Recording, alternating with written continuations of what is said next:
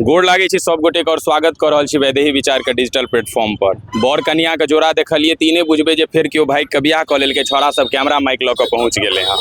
हंसियो ने एहि दुआरे जे आई के जे वीडियो छै और आई के जे जोड़ा छथिन ओ कहीं न कहीं समाज में मैसेज दै छथिन। मैसेज ई बात छै जे शादी सन पवित्र बंधन के लेल लोक कतेको दिन से ऑफिस से छुट्टी ल के आबै छै या जे भी काज रोजगार में रहै छै ओतऽ से छुट्टी ल के आबै छै जे शादी के जे सीजन छै और शादी के जे जते समय लागे छै ओकरा हम सब नीक जकाँ एंजॉय करी।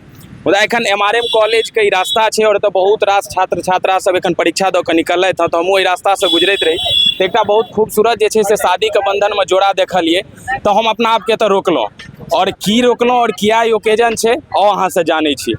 तो हम तो देख रहल छी जे अहाँ तऽ शादी के लिए और हाथ में एडमिट कार्ड छै, तऽ मतलब एखन तऽ अहाँके घर में हेबाक चाही, तऽ एतऽ की करे ले एलियै?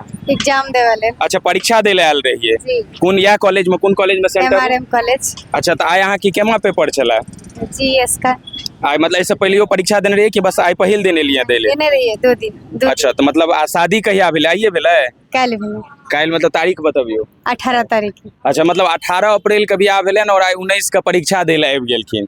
तो एखन तऽ जे अहाँ सब में विध व्यवहार होइ छै जे मरबा पर बैस कऽ जे अहाँ सबके विध छै से होइ छै और ओहिके बाद दुल्हन के विदाई होइ छै, तऽ ई विदाई के जगह सीधा कॉलेज कैंपस में पहुंच गेलिए, ई नहीं समझ में आबि रहल छै। परीक्षा तो छोड़ियो सकै छलिए, एग्जाम तो सब साल होइ छै कि यौ?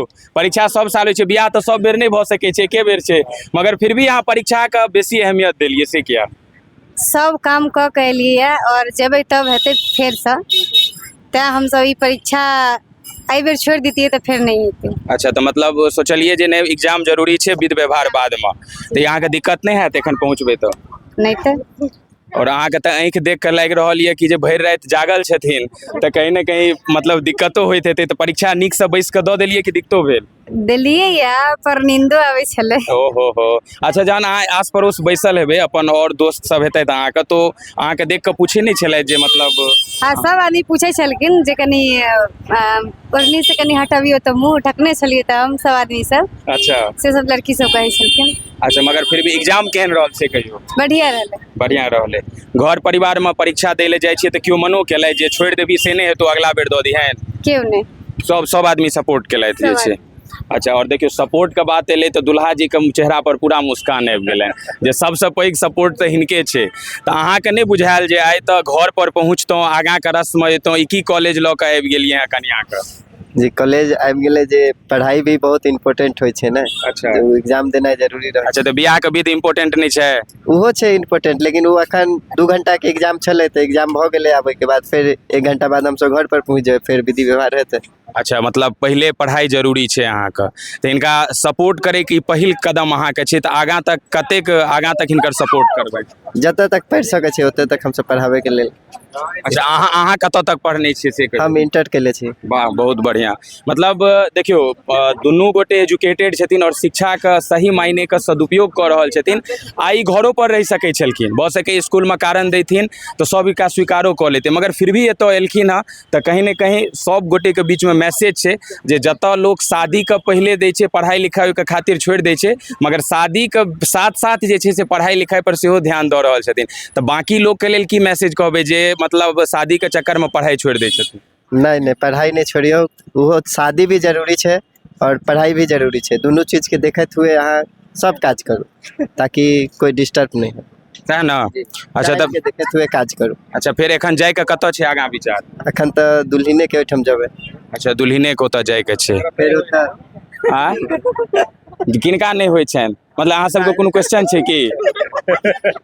अच्छा, चलू बाकी अहाँ सब ई वीडियो देख रहल छियै तऽ केहन लागल? कारण जे एहि तरह के स्टोरी बहुत कम देखबाक भेटै छै जे कहीं न कहीं अपन सामाजिक बंधन में बंधैत शिक्षा से जुड़ल मामला में अपना आप के बेसी प्राथमिकता दी, और बहुत नीक लागल और बहुत नीक मैसेज छै। तऽ आग्रह करै छी जे केओ भी शादी के बेसी तवज्जो दऽ कऽ शिक्षा के कनी काल के लेल साइड कऽ दै छै, तऽ हुनका लेल मैसेज छै जे शिक्षा अगर अहाँके हाथ में रहत, लड़की इंडिपेंडेंट रहतै, लड़की किछु करतै ना तो ओकरा ससुरालो वाला सब इज्जत देतै। नहीं तो बहुत रास समाज में एहन केस होइ छै जे शादी जखन लड़की के ठीक होइ छै तऽ ओकर लड़का वाला के परिवार कहै छथिन जे हम आगाँ पढ़ेबनि, ई जतऽ पढ़थिन ततऽ तक पढ़ेबनि, मगर जखने शादी भऽ जाइ छै तऽ मना कऽ दै छथिन जे आब नौकरी कऽ कऽ की करथिन, पढ़ि कऽ की करथिन।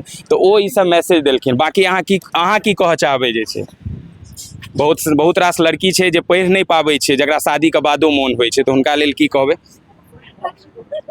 हुनका ले कहबनि जे ककरो गार्जियन या कोनो आदमी मना नहीं करथिन पढ़ऽ के लेल, जतेक आदमी पढ़ऽ चाहै छथिन पढ़बथिन। बहुत बढ़िया, एक बेर अहाँ सब गोटे ताली बजा देबै हिनका लेल, एक बेर पाछा से सब आदमी ताली बजा दियो इनका लेल। चलो बहुत बहुत धन्यवाद जी। बाकी ये वीडियो के अंत तक देखलिए और चैनल से नहीं जुड़ल छे तो चैनल के सब्सक्राइब, फेसबुक पर देख रहल छे तो फॉलो क के जुड़ लियो और वीडियो के शेयर कर दियो।